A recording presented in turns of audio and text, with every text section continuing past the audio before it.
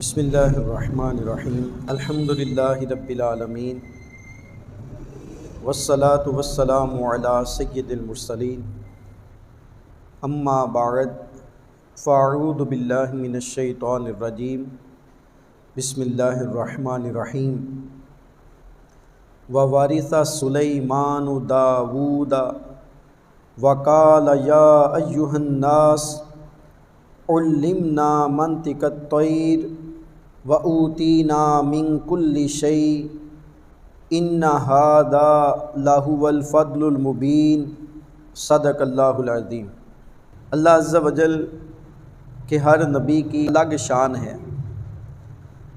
اللہ تبارک و تعالیٰ نے اپنے ہر نبی کو فضیلتیں، مرتبے اور عظمت و شان عطا کی ہے۔ انہی انبیاء میں سے ایک نبی حضرت داؤد علیہ السلام بھی ہیں، اور انہی انبیاء میں سے ایک نبی حضرت سلیمان علیہ السلام بھی ہیں۔ حضرت داؤد علیہ السلام یہ حضرت سلیمان علیہ السلام کے والد ہیں۔ اللہ تبارک و تعالیٰ نے حضرت داؤد علیہ السلام کو بڑی عظمت عطا کی، آپ کو عظیم الشان بادشاہت نصیب کی۔ وہ جو آپ کی بادشاہت ہے اور جو اللہ نے آپ کو علم عطا کیا تھا، وہ آپ کے بیٹے حضرت سلیمان علیہ السلام اس کے مالک بنے۔ اللہ تبارک و تعالیٰ نے ارشاد فرمایا وَوَارِثَ سلیمان، اور جانشین بنے سلیمان علیہ السلام داؤد علیہ السلام کے۔ وقال، اور فرمایا یا ایہا الناس، اے لوگو، علمنا منطق الطیر، اے لوگو ہمیں سکھائی گئی ہے بولی پرندوں کی۔ تو حضرت سلیمان علیہ السلام کو اللہ تبارک و تعالیٰ نے یہ عظمت و شان عطا کی۔ انسانوں پہ تو آپ نبی بن کے آئے، انسانوں کی بولی کے ساتھ ساتھ اللہ تبارک و تعالیٰ نے آپ کو پرندوں کی بولی بھی سکھائی، اور اللہ تعالیٰ نے آپ کو جنات پہ تصرف عطا کیا۔ حضرت سلیمان علیہ السلام کا تصرف ہواؤں کے اوپر بھی تھا، ہوا کو آپ کے ماتحت کر دیا گیا۔ چرند، پرند، درندے اور چھوٹے چھوٹے کیڑے مکوڑے، اللہ تعالیٰ نے سب کی بولیوں کا علم آپ کو عطا فرما دیا تھا۔ تو اسی کا ذکر حضرت سلیمان علیہ السلام یہاں پہ فرما رہے ہیں۔ ارشاد فرمایا وَأُوتِينَا مِن كُلِّ شَيْءٍ، اور ہمیں عطا کی گئی ہیں ہر قسم کی چیزیں۔ إِنَّ هَذَا لَهُوَ الْفَضْلُ الْمُبِينُ، بے شک یہی وہ بزرگی ہے جو بڑی نمایاں ہے۔ تو کیا یہ عظمت و شان کم ہے؟ ایک تو اللہ تبارک و تعالیٰ نے آپ کو اپنے باپ حضرت داؤد علیہ السلام کا وارث بنایا، اور یہ وہ والی وراثت نہیں ہے جو باپ کے اس دنیا سے مرنے کے بعد اس کی اولاد میں تقسیم ہوتی ہے۔ یہ وراثت ہے علم کی، یہ وراثت ہے نبوت کی، اور یہ وراثت ہے ملک کی۔ جو اللہ تبارک و تعالیٰ نے حضرت داؤد علیہ السلام کو عطا کیا تھا، وہ آپ کے بیٹے حضرت سلیمان علیہ السلام کو نصیب ہوا۔ حضرت داؤد علیہ السلام کے 19 بیٹے تھے، ان میں سے نبوت اور بادشاہت اور علم کا مالک اللہ تعالیٰ نے حضرت سلیمان علیہ السلام کو بنایا۔ تو اگر تو یہاں پہ دولت کی وراثت مراد ہوتی تو پھر آپ کے 19 بیٹوں کو ہی وراثت ملتی، لیکن نبوت، علم اور ملک یہ صرف حضرت سلیمان علیہ السلام کو ملا۔ تو اس سے پتہ لگ جاتا ہے کہ یہ وہ وراثت مراد نہیں ہے جو باپ کے مرنے کے بعد اس کی اولاد میں تقسیم ہوتی ہے۔ وَحُشِرَ، اور فراہم کیے گئے، لِسُلَیمان، سلیمان علیہ السلام کے لیے، جنودہ، لشکر، من الجن، جنوں سے، والانس، اور انسانوں سے، والطیر، اور پرندوں سے، فہم یوزعون، پس وہ نظم و ضبط کے پابند ہیں. یعنی یہاں پہ جن کے اوپر آپ کو تصرف عطا کیا گیا ان میں سے انسانوں کا ذکر بھی کیا، ان میں سے جنوں کا ذکر بھی کیا، ان میں سے پرندوں کا ذکر بھی کیا کہ اللہ تبارک و تعالیٰ نے سلیمان علیہ السلام کا جو لشکر تھا ان کے اندر یہ والے جاندار جو تھے ان کو بھی شامل کیا تھا.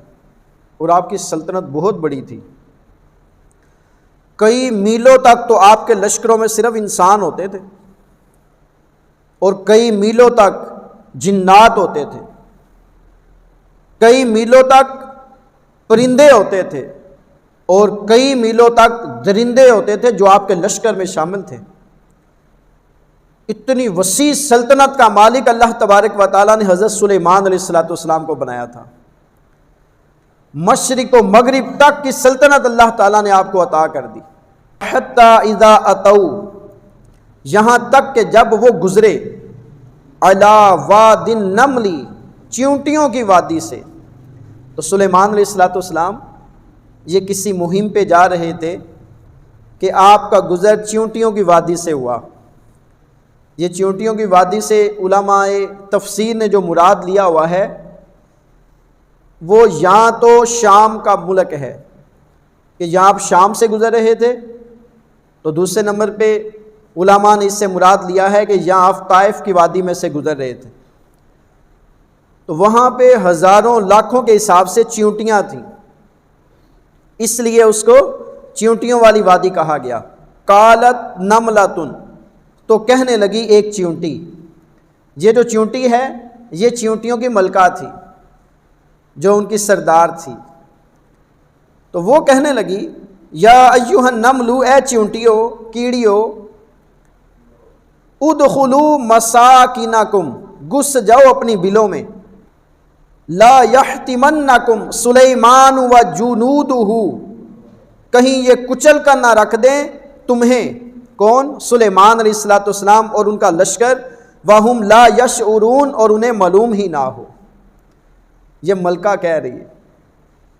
سلیمان علیہ السلام کا لشکر اس طرف آ رہا تھا اور تقریباً 3 میل دور تھا، اور 3 میل کی دوری سے اس چیونٹی نے اپنی جو ماتحت چیونٹیاں تھیں ان کی خیر خواہی کرتے ہوئے ان سے کہا کہ سلیمان علیہ السلام کا لشکر بہت بڑا ہے، یہ نہ ہو کہ لا علمی میں وہ تم سب کو کچل کر رکھ دیں. چیونٹی کو بھی پتا ہے کہ اللہ کے نبی عدل کرنے والے ہوتے ہیں، اگر ان کو نقصان پہنچا تو لا علمی کی وجہ سے پہنچے گا. حضرت سلیمان علیہ السلام کی عظمت و شان دیکھیں کہ 3 میل دور ہیں اور چیونٹیوں کی آواز کو سن رہے ہیں. تو سلیمان علیہ السلام کے بارے میں آگے فرمایا جا رہا ہے فتبسم ضاحکا، تو سلیمان علیہ السلام ہنستے ہوئے مسکرا دیے. اس کا مطلب ہے کہ جو انبیاء ہیں ان کو جو اللہ قوت سماعت عطا کرتا ہے وہ دوسروں کو عطا نہیں کرتا. 3 میل دور کا اندازہ اب یہ لگ کوٹلی سائیاں سے بھی آگے، اوجلا پل لگا لیں گکھڑ سے، ہو سکتا ہے یہ بھی 3 میل نہ بنتا ہو. اتنی دور سے چیونٹی دوسری چیونٹیوں سے گفتگو کر رہی ہے اور سلیمان علیہ السلام سن کے مسکرا رہے ہیں. اچھا، یہاں پہ جو لفظ آیا ضاحکا، ہنستے ہوئے، ایک لفظ ہوتا ہے تبسم. تبسم کا مطلب ہوتا ہے مسکرانا، جس طرح ہم مسکراتے ہیں. ایک ہوتا ہے ضاحکا.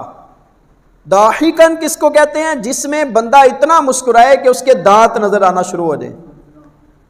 اور ایک ہوتا ہے کہا، منہ کھول کے ہنسنا. تو علماء صرف انبیاء علیہ السلام جو ہیں وہ صرف مسکراتے تھے، وہ کہا نہیں لگاتے تھے. حضور نبی کریم صلی اللہ علیہ وسلم بھی اکثر مسکرایا کرتے تھے. حضرت ابو درداء رضی اللہ تعالیٰ عنہ کے بارے میں آتا ہے کہ یہ بڑا مسکراتے تھے. ام درداء رضی اللہ تعالیٰ عنہ نے کہا کہ آپ اتنا نہ مسکرایا کریں، لوگ آپ کو کہیں بیوقوف نہ سمجھنا شروع کر دیں کہ بھائی ہر ٹائم مسکراندے ہی رہندے ہیں.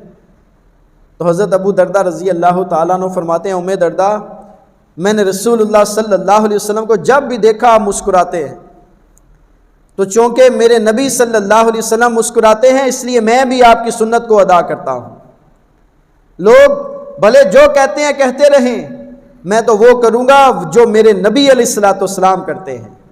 فتبسم ضاحکا من قولہا، تو سلیمان علیہ السلام ہنستے ہوئے مسکرا دیے اس کی بات سے۔ اچھا، یہ جو چیونٹیاں ہوتی ہیں ان کے اندر برادریاں بنی ہوتی ہیں، ان کے اندر کاسٹ سسٹم ہوتا ہے۔ اس میں سے کچھ چیونٹیاں ہوتی ہیں جن کو ملکہ کہتے ہیں، کچھ چیونٹیاں ہوتی ہیں جن کو ورکر کہتے ہیں، کچھ چیونٹیاں ایسی ہوتی ہیں جن کو سولجر کہتے ہیں، کچھ چیونٹیاں ایسی ہوتی ہیں جن کو ڈرون کہتے ہیں۔ جس طرح ہمارے ہاں بھی ہے نا، ایک نظام ہے کہ والدین جو ہیں ان میں سے باپ جو ہے وہ کمانے کے لیے گھر سے باہر جاتا ہے، جو ماں ہے اس نے خانہ داری گھرداری دیکھنی ہوتی ہے۔ جس طرح ایک ملک کا نظام ہے کہ ملک کی حفاظت کے لیے فوجی ہوتے ہیں، اللہ تعالیٰ نے ان جانوروں کے اندر یہ صلاحیت رکھی ہے کہ ان چیونٹیوں میں سے کچھ وہ ہوتے ہیں جو کالونی کی حفاظت کرتے ہیں، کچھ وہ ہوتے ہیں جو خوراک جمع کر کے لاتے ہیں، کچھ وہ چیونٹیاں ہوتی ہیں جو ریپروڈکشن کر کے نئی نسل پیدا کرتی ہیں۔ اور شہد کی مکھیوں کے اندر بھی ایسا ہی ہے، ایک ملکہ ہوتی ہے اور ایک ڈرون ہوتا ہے جنہوں نے چھتے میں بچے پیدا کرنے ہوتے ہیں، اور ایک ورکر ہوتے ہیں جو پھولوں کا رس چوس کے چھتے پہ لا کے اس کا شہد بناتے ہیں، اور انہوں نے چھتے کی حفاظت کرنی ہوتی ہے۔ آپ دیمک کو دیکھ لیں، اللہ تعالیٰ نے دیمک کے اندر بھی یہی نظام رکھا ہے کہ اس میں بھی کوئی ملکہ ہے اور کوئی کنگ ہے، کوئی ورکر ہے، کوئی سولجر ہے۔ اس طرح اللہ تبارک و تعالیٰ نے جانوروں کے اندر بھی ایک ہائرارکی رکھی ہے، اور ان میں سے یہ جو چیونٹیاں ہیں ان کے اندر بھی انتہائی نظم و نسق پایا جاتا ہے، اور اللہ تبارک و تعالیٰ نے اس کا ذکر اپنے قرآن کے اندر ارشاد فرمایا۔ سلیمان علیہ السلام مسکرانے لگے، فَتَبَسَّمَ ضَاحِكًا مِّن قَوْلِهَا وَقَالَ، اور عرض کرنے لگے ربی اوزعنی ان اشکر، اور عرض کرنے لگے میرے مالک مجھے توفیق دے تاکہ میں تیرا شکر ادا کروں۔ نعمتک التی انعمت علی، تیری اس نعمت کا جو تو نے میرے اوپر فرمائی، وعلی والدی، اور جو میرے والدین پہ تو نے نعمت کی اس کا شکر ادا کروں، وان اعمل صالحا، نیز یہ کہ میں نیک کام کروں۔ یہ سلیمان علیہ السلام فرما رہے ہیں، ترضاہ، کون سے نیک کام؟ جو تجھے راضی کر دے۔ اعمل صالحا ترضاہ وادخلنی برحمتک فی عبادک الصالحین، مجھے اپنی رحمت سے اپنے نیک بندوں میں شامل فرما لے۔ آپ ان آیات پہ غور کریں کہ وہ تو اللہ کے نبی ہونے کے باوجود وہ اللہ تبارک و تعالیٰ کی نعمتوں پہ اس کا شکر ادا کر رہے ہیں۔ اس کا مطلب ہے کہ ہمیں بھی انبیاء علیہ السلام کی اس سنت پر عمل کرنا چاہیے، ہمیں بھی ہر نعمت پر اللہ تبارک و تعالیٰ کا شکر ادا کرنا چاہیے۔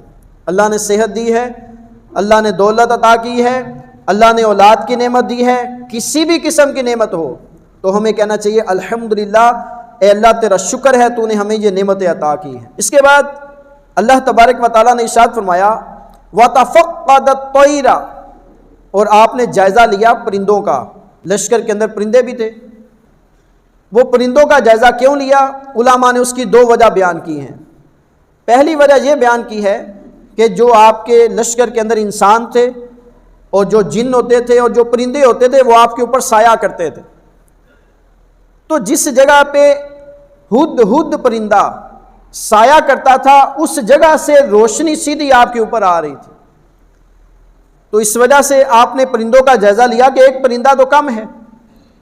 یا دوسری وجہ یہ تھی کہ پہلے وقتوں میں بھی آپ کو پتہ ہے ایسا ہوتا تھا کہ جب قافلے سفر کرتے تھے تو پڑاؤ ایسی جگہ پہ ڈالتے تھے جہاں پہ پانی ہوتا تھا، تو ہد پرندے کو اللہ تعالیٰ نے یہ خصوصیت عطا کی تھی، اس کو یہ قابلیت عطا کی گئی تھی کہ وہ زمین کے اندر بھی دیکھ لیتا تھا کہ پانی کہاں پہ موجود ہے، پھر وہ سلیمان علیہ السلام کو بتاتا۔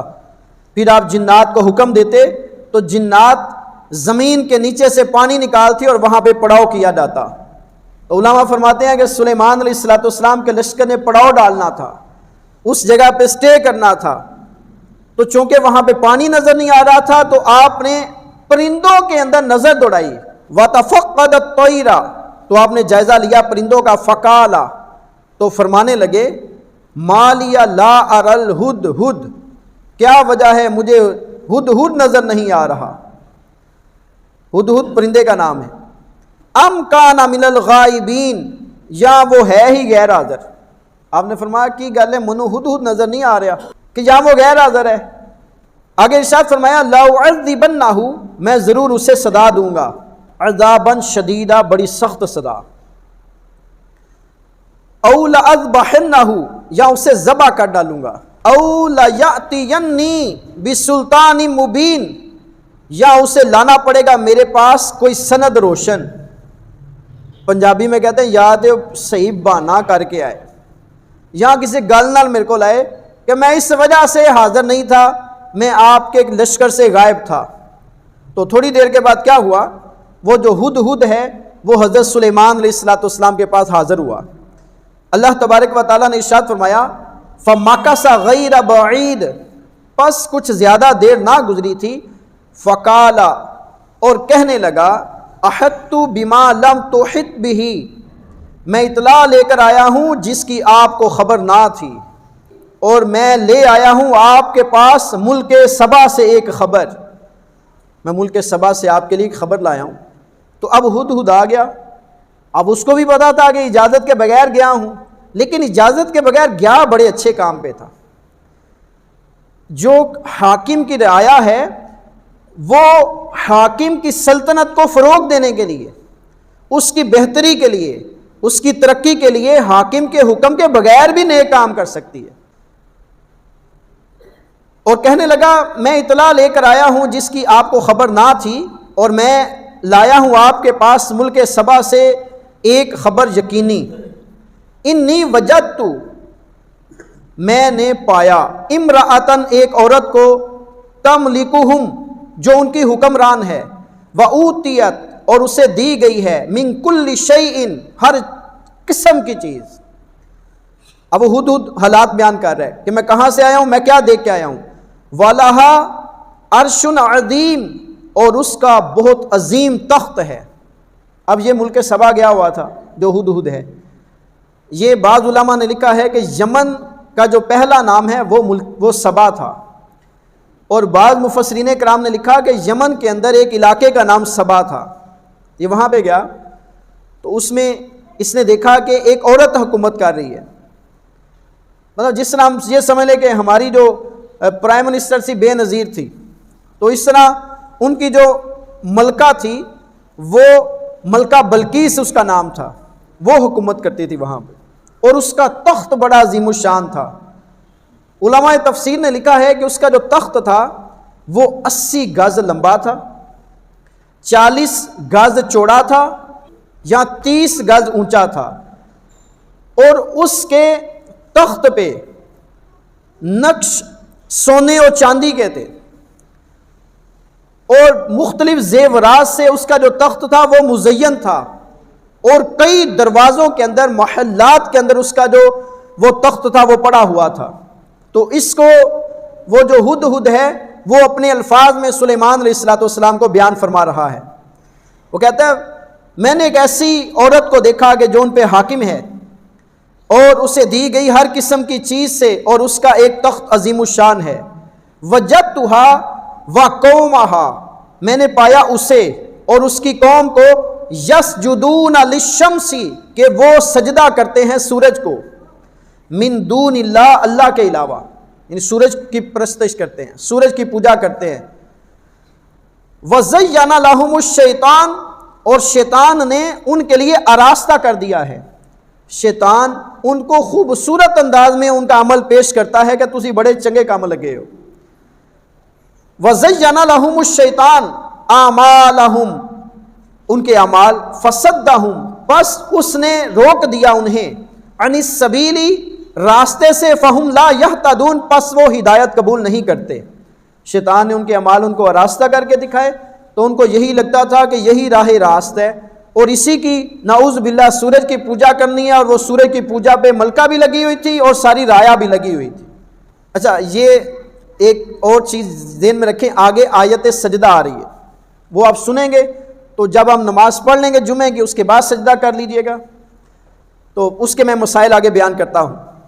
تو اس نے آگے بتایا کہ وہ لوگ سورج کی پوجا کرتے ہیں، اللہ یسجدوا للہ، کیوں نہ وہ سجدہ کریں اللہ کو، الذی یخرج الخبأ فی السماوات والارض، جو نکالتا ہے پوشیدہ کو آسمانوں سے اور زمین سے، آسمان سے بارش برساتا ہے۔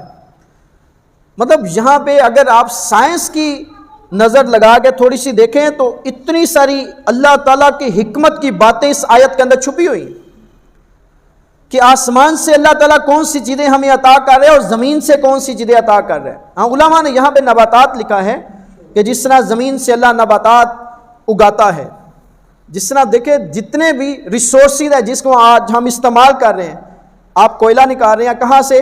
زمین کے اندر سے۔ آپ پیٹرول نکال رہے ہیں زمین کے اندر سے، آپ آئل نکال رہے ہیں زمین کے اندر سے، آپ گیس نکال رہے ہیں زمین کے اندر سے، سونا چاندی تانبا نکال رہے ہیں زمین کے اندر سے۔ ابھی سعودی عرب میں ہیروں کی کان دریافت ہوئی، یہ 3-4 دن پہلے کی بات ہے۔ تو کہاں سے ہیرے نکل رہے ہیں؟ زمین کے اندر سے۔ تو اللہ تبارک و تعالیٰ وہ ذات ہے الذی یخرج الخبأ فی السماوات والارض، جو زمین اور آسمان سے نکالتا ہے پوشیدہ چیزوں کو۔ یہ جو ایٹم بم بناتے ہیں، ہائیڈروجن بم بناتے ہیں یورینیم سے، یورینیم کہاں سے نکلتا ہے؟ زمین کے اندر سے۔ تو اللہ تبارک و تعالیٰ نے اتنی حکمت والی چیزیں زمین کے اندر رکھی ہیں جن کے بغیر تو آج کا انسان زندہ ہی نہیں رہ سکتا۔ اور آسمان سے اللہ تعالیٰ نے کتنی نعمتیں عطا کی۔ آسمان سے بارش آتی ہے، آسمان سے روشنی زمین کے اوپر آتی ہے۔ روشنی زمین پہ نہ آئے دنیا کا کوئی جاندار زندہ ہی نہیں رہ سکتا۔ الٹرا وائلٹ ریڈیشن تھوڑی سی آتی ہیں اوزون کو کراس کر کے، جو ہمارے جسم میں وائٹامن ڈی کو ایکٹیو کر دیتی ہیں۔ اس کے علاوہ بہت ساری حکمت والی چیزیں جو اللہ تعالیٰ زمین و آسمان سے ہمارے لیے نکال رہے ہیں۔ تو سلیمان علیہ السلام فرمانے الذی یخرج الخبأ فی السماوات والارض ویعلم ما تخفون، اور وہ جانتا ہے جو تم ظاہر کرتے ہو اور جو تم چھپاتے ہو، وہ سب کچھ جانتا ہے۔ اچھا ایک مزے کی بات یہ ہے، یہ ساری چیزیں کون بیان کر رہے ہیں؟ ہدہد پرندہ حضرت سلیمان علیہ السلام سے بیان کر رہے ہیں۔ اس کا مطلب اگر اللہ عطا کرے تو پرندوں کو بھی حکمت اور دانائی عطا کر دیتا، اور اس کو اللہ تعالیٰ نے ایسی دانائی عطا کی ہے کہ وہ سلیمان علیہ السلام کے دربار میں حیران ہو کے کہہ رہے اللہ کے نبی، ان کو تو چاہیے تھا کہ وہ اللہ کو سجدہ کرتے، وہ سورج کو کیوں پوج رہے ہیں؟ اس کا مطلب ہے عبادت کے لائق صرف ذات اللہ تعالیٰ کی ہے، اللہ کے علاوہ کوئی عبادت کے لائق نہیں۔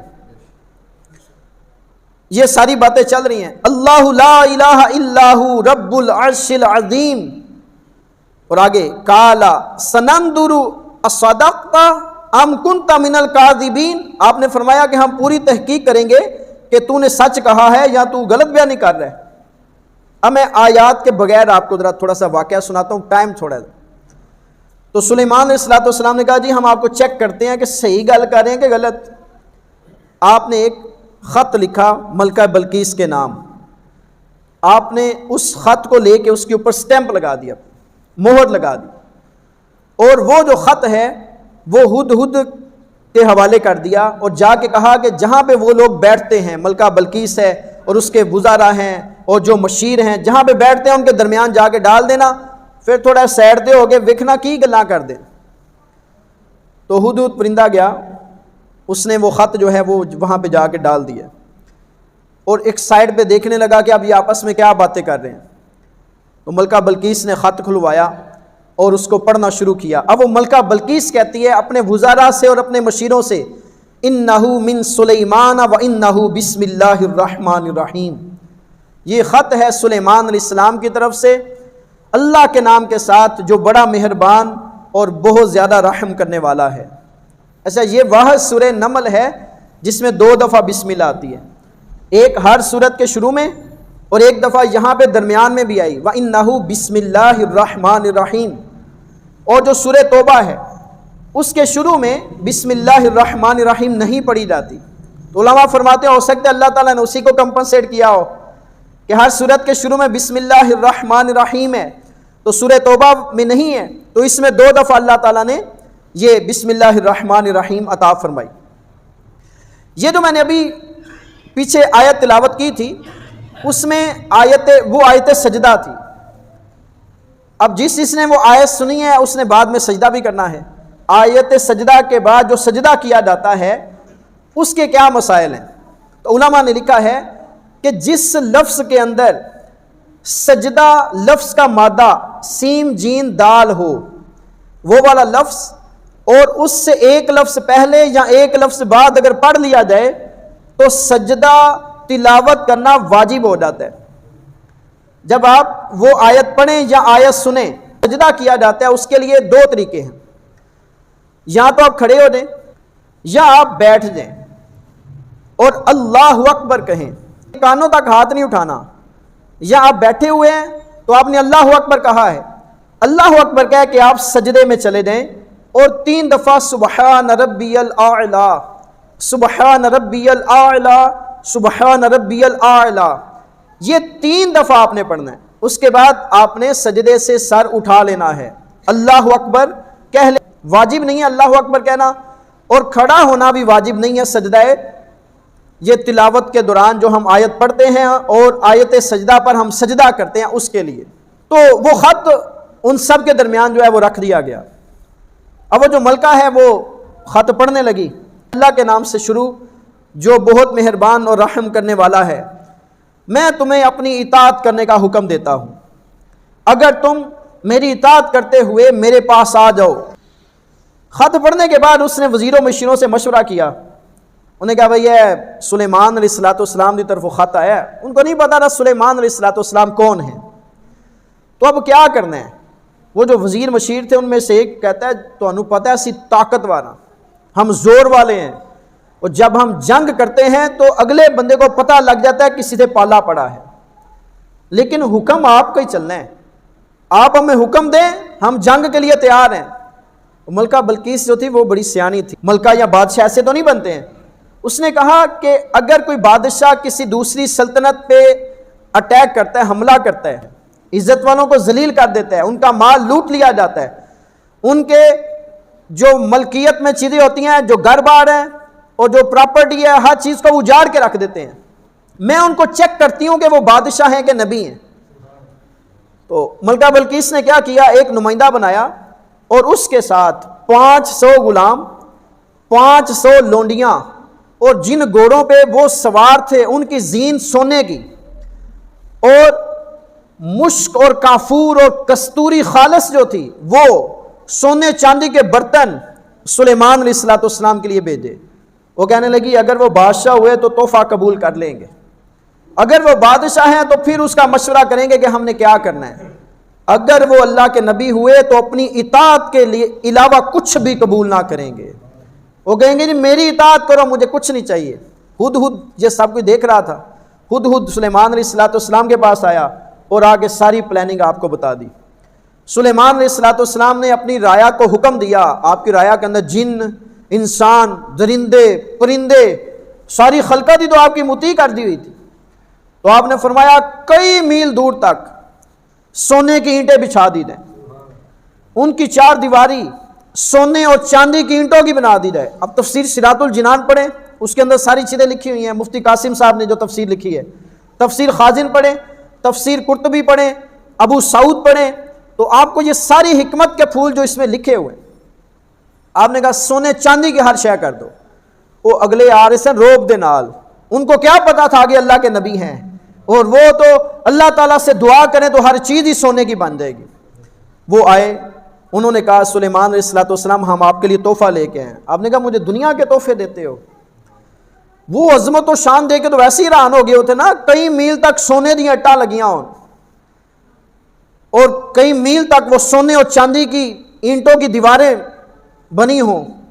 آپ نے کہا مجھے کچھ بھی قبول نہیں ہے، ملکہ بلقیس سے کہو میری اطاعت کریں۔ جب یہ سارے واپس گئے تو ملکہ بلقیس نے پھر ان کو بلایا، وزراء اور مشیروں کو، اور کہا کہ میں جو اب تک اسیس کر سکی ہوں نا چیزوں کو، ابھی تک جو میں نے پرکھا ہے، تو میں یہی کہتی ہوں کہ یہ اللہ کے نبی علیہ السلام ہیں۔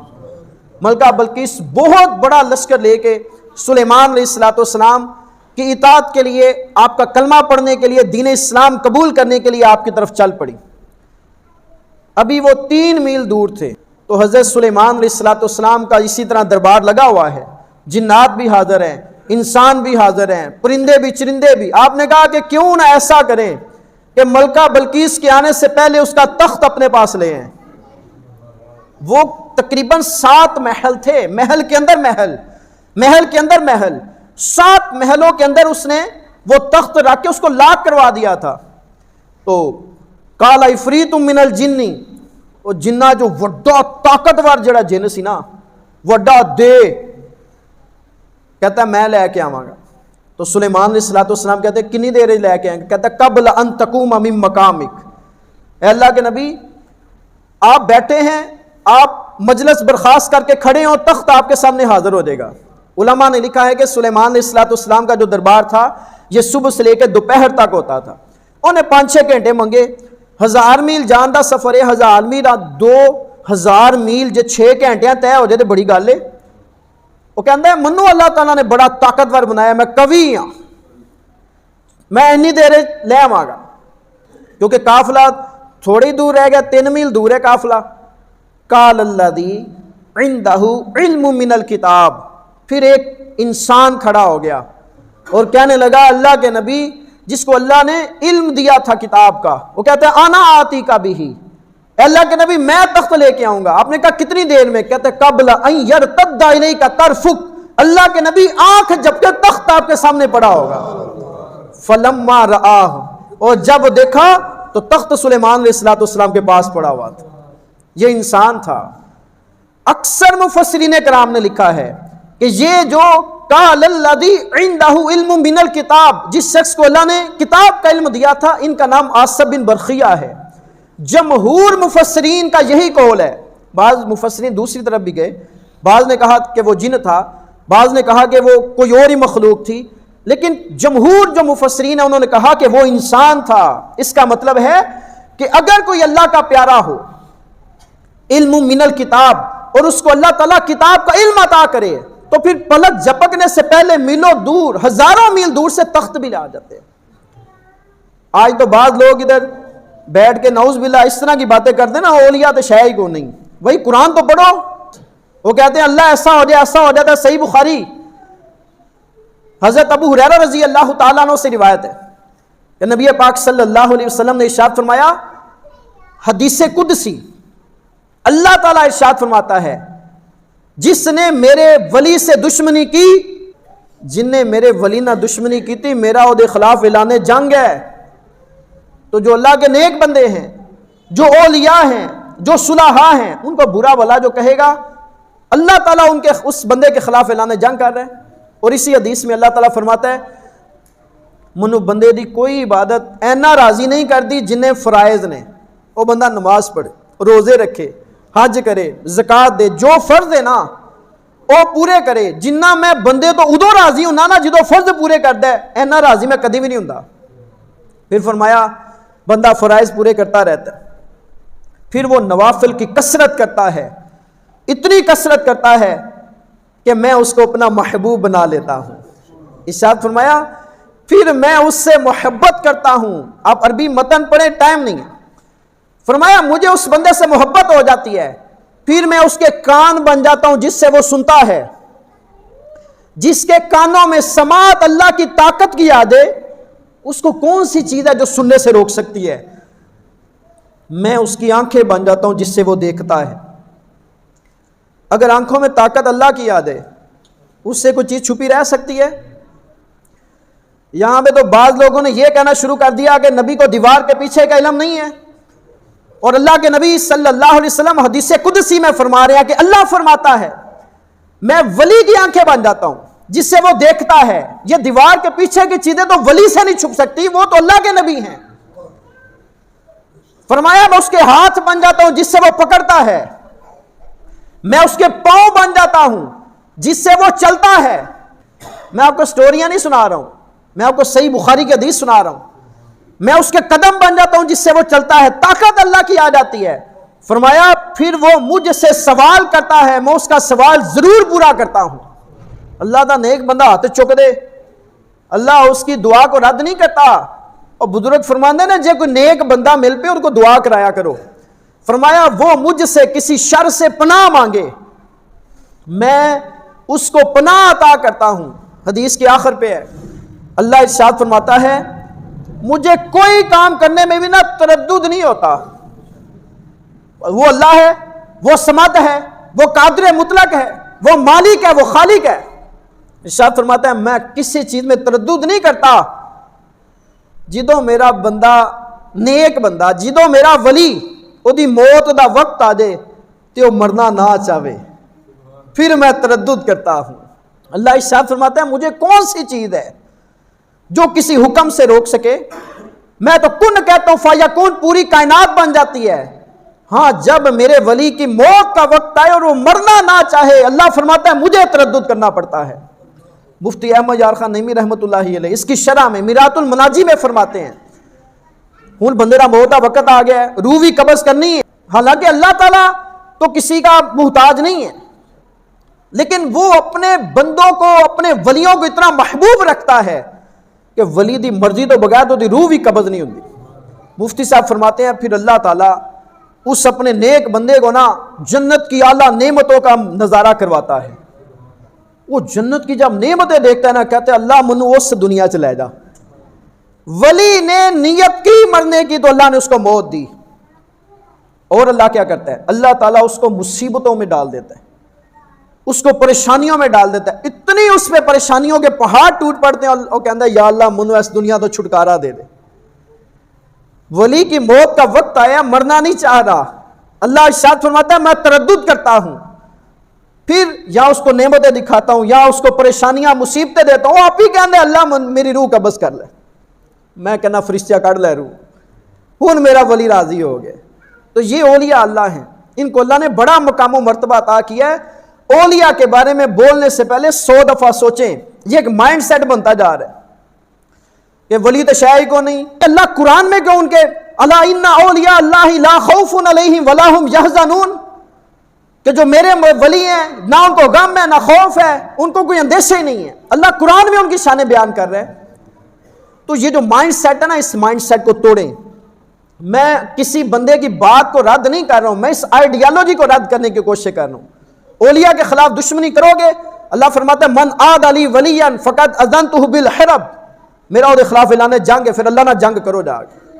تو اس لیے اولیاء اللہ کے تابع فرمان رہیں، ان کے با ادب رہیں، اور جب ان کا ذکر کریں تو اچھے الفاظ کے ساتھ ان کا ذکر کریں. چاہے داتا صاحب کا ذکر کریں، چاہے خواجہ صاحب کا ذکر کریں، چاہے شیخ عبد القادر جیلانی رحمۃ اللہ، کسی کا بھی، پیر مہر علی شاہ کا ذکر کریں، کسی کا بھی ذکر کریں اچھے الفاظ کے ساتھ.